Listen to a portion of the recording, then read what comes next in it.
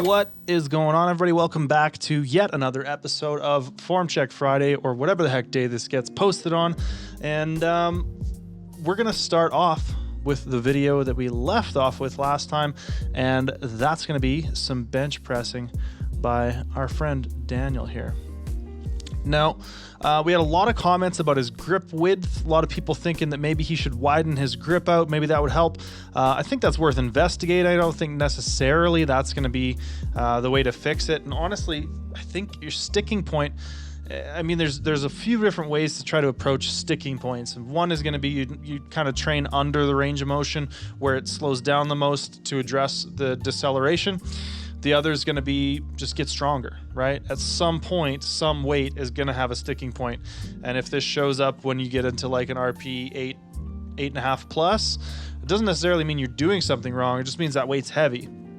Now, there were a few other comments about leg drive. We can see just barely here that his heels are up. So there might be something to putting his feet more flat and getting a little bit more consistent leg drive throughout the lift. The biggest things that I noticed, however, were I liked the unrack, I liked the setup. I don't like the fact that he opens his hand at the top of this first rep here. So I would try to make sure that you're really squeezing with your hands and trying to deliver sort of a tight grip throughout, because anytime you're loosening your hand, you're probably loosening a lot of other things. Just watch his hand here. Yeah, that kind of stuff. And the last thing I want is for you to lose balance when you don't have spotter arms, right? And have that bar come down on you. No. Don't want to see it. In terms of the bench technique, I think the biggest things I noticed were that we're just really loose at the bottom and at the top. So I think we're losing a lot of tension on the chest and we're losing a lot of tension at lockout. So if you watch, comes down really kind of bouncy into the chest. And then at the top, we kind of like jolt and the shoulders lose a little bit of position. So I think just trying to tighten up during the bottom of the phase or the bottom of the range of motion and at the top when you lock out. So what I mean by that is try to experiment with a bit of a lighter touch. And if nothing else, just experiment with keeping more tension in your back when you do kind of sink in. The other thing is when you get to the top, try to think about locking with the triceps instead of throwing those shoulders forward at it. And I think that'll do a lot in terms of maintaining tightness throughout the set. So those would be my biggest recommendations, man. Next, we have Alex doing some deadlifts. So Alex says he's been deadlifting for a few years now and has kind of, in the past neglected his lower body, did some bro splits or bro programs, I think he called them. He's looking to maybe participate in a meet in the future. He says he feels like he's too squatty with his deadlift. He's doing too much of a squat. And honestly, I think your start position is quite good. In terms of how I usually coach people to deadlift, like this is pretty much where we want to be, and I definitely like coach people to try to get a lot of feel out of their quads, to try to get a bit more of a leg press, kind of pushy squat type feel. So I think I'm a fan of that. Now I do notice at the top, we kind of come forward to the front. So I think we're maybe going to the bar instead of pulling the bar to us and staying a little bit more on the heels. A lot of times the disbursement of weight through the feet, or the way that you're kind of pressing by biasing the forefoot of the heel, can have a lot to do with how it's feeling. So maybe we just need to get some more tension back on those heels throughout the lift. And the other thing is if it feels too squatty, like you're not using enough posterior, let's just pivot everything back this way a little bit. And as well, you can let those hips a tiny bit higher, right? You might be able to get a little bit more extension out of that low back if you just kind of push those hips up and back a little bit.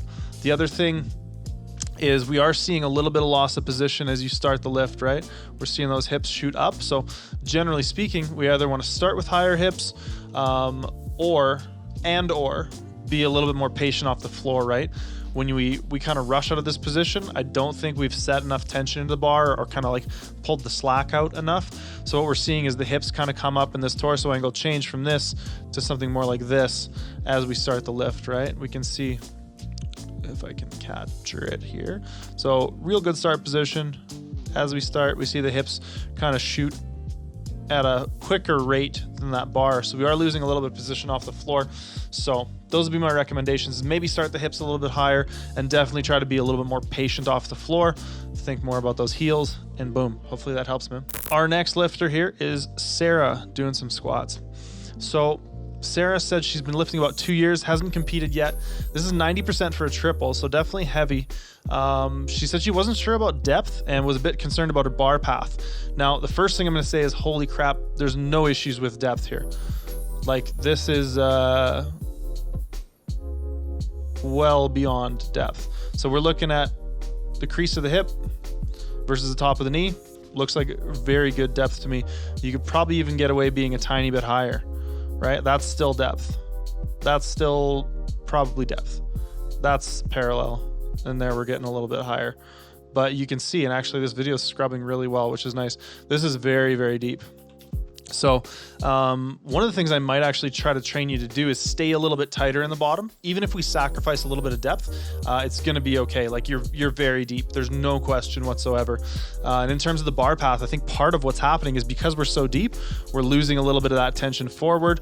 I do think we could do a bit of a better job with the upper back. We seem really kind of winged out with the elbows.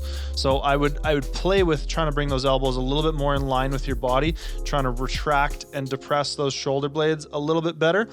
And I think there's a few things we can do there to try to align that upper body and keep things a little bit tighter.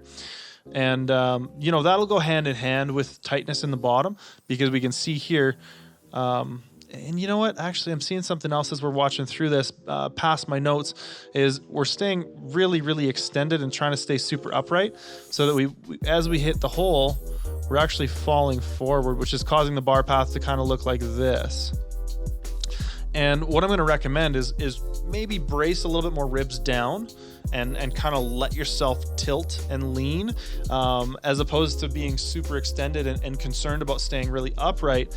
Because when we get into this third rep here, what's happening is as we flatten out, we're having to then kind of realign here.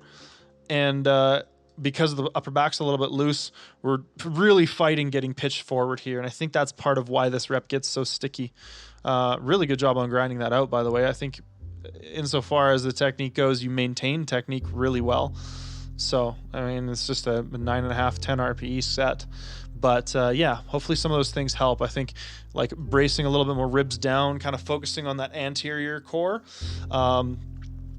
tightening up the upper back a little bit. So in terms of, you know, depressing those shoulder blades, bringing those elbows a little more in line with the trunk, and trying to stay a little bit tighter, even if you sacrifice a little bit of depth. I think that's the play. Hopefully it helps. And now we have a submission from Gabe, and Gabe is bench pressing on the most American looking bar I think I've ever seen. Gabe says he wants to compete eventually. He says his bench is progressing pretty slowly. He has a previous shoulder injury and right now gets some pain in the left wrist when he unracks and re-racks, I believe he said. So the biggest things I'm noticing here are there are a number of things I think we can really work on and refine. Probably dial back the working weight a little bit because it looks like we're up in that 9.5 RPE range, and I think a number of sets closer to that like 7 or 8 range probably allow you to kind of refine technique just a little bit better, and it's not going to stop you from getting stronger either. So number one, very shrugged up in the unrack here, right? Here looks like we're good and depressed.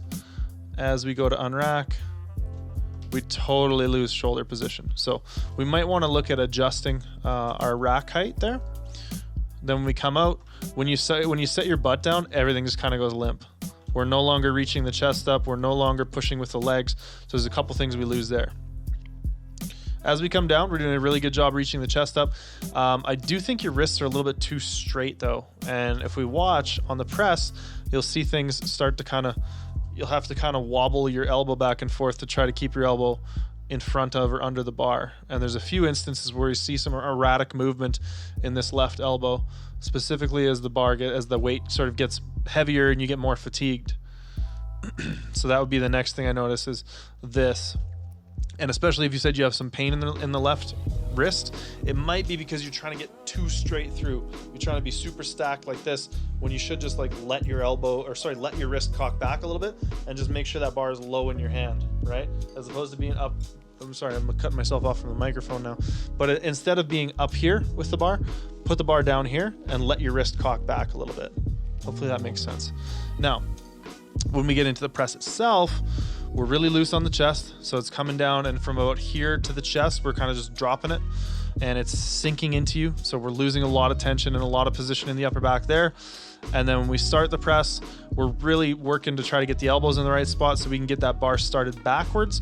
Sometimes it works better than others, but I think our bar path as well is something that could use work. Then when we get to the top, we lose more tension in the upper back. So watch that lockout. See how you reach those shoulders forward? Opposite of what we want to do. Keep that shoulder, just about said something different. Keep that shoulder really, really tight. Really tight. Down, back, and when you lock out, just like I was saying with Daniel earlier, when we lock out, think about locking the elbows, think about locking out with the triceps, not by pushing the shoulders forward. And I think between the wrists and elbows, if we get that sorted, we get a little bit more consistent leg drive and a tighter unrack. A lot of that's going to start to get fixed, and then we just work on being tighter on the chest, tighter at the lockout. Overall, needs a lot more tightness, but I'm glad to hear that you're benching with a lot less pain, and I think that we can get your bench moving a lot quicker in terms of the rate of progress if we can get these few technical things dialed in. So I really hope that helps you, man. And now we have Keaton doing some deadlifts. Now, Keaton says he's been lifting for a year and a half. He's 21 years old. He said he tweaked his back doing conventional and mentioned that he wants to try to, he knows that he needs to get a more neutral spine. So the first thing I'm going to say here, man, is I'm not sure how much more neutral you can get than this in terms of trying to see like a straight line or like a quote unquote neutral kind of back angle. It doesn't get more neutral than that.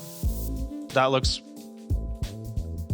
more neutral than 80% of the videos I see. So I don't think you have an issue with not being neutral enough. I think if anything, we're maybe sitting the hips a little bit low in the bottom position. So we're seeing those hips every time we start, we're seeing those hips come up. So that tells me there's a lack of tension into the bar before we start the lift.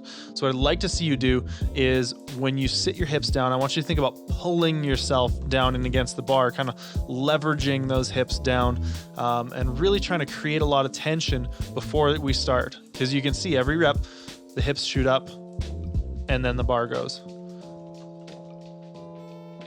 Hips shoot up and then the bar goes. So we're building a good amount of tension in the upper back, but we're not continuing that tension, right? We got tension here. I want you to think about pulling the lats down into the hips. I want you to think about stretching the hamstrings and getting the quads to the point where they're doing some work. So potentially bringing those knees back, hips up and back a little bit, and just loading yourself, pulling more slack out of the bar. But I don't think there's a back angle issue there. And if you have some kind of association that like, oh, if you go into flexion, you're going to hurt yourself, it's just kind of not supported necessarily in the literature. So don't be too worried that if you go into a little bit of flexion, you're just going to explode. It doesn't really happen like that. This deadlift, however, looks great. I wouldn't say like intentionally go into flexion, but anyways, I'm rambling here. Work on getting a little bit more tension, allow those hips a little bit higher in the start of the lift, and you got the beginnings of a very, very proficient, very good looking sumo deadlift here, man. So keep it up. And now we have Matt. Matt's doing some squats. He says this is 315 pounds for a set of 6 at a 9 RPE. He's about 2 years into lifting. He's not looking to compete. He says his squat is decent, but he gets on the toes at the bottom and he's trying to stay more balanced. So I'm going to let this play. We're going to get anybody watching to go ahead and leave some constructive criticism and critique for our boy Matt down in the comments. And if you have any questions about anything I discussed here, go ahead and feel free to ask below. Make sure you hit that subscribe button, like the video if you liked it, and we'll see y'all in the next one. Hope you have a good weekend.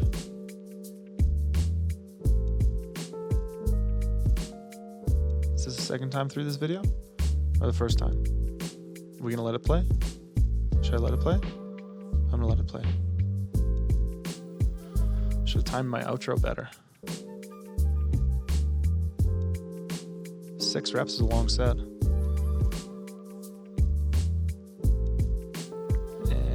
And that's a lot of reps.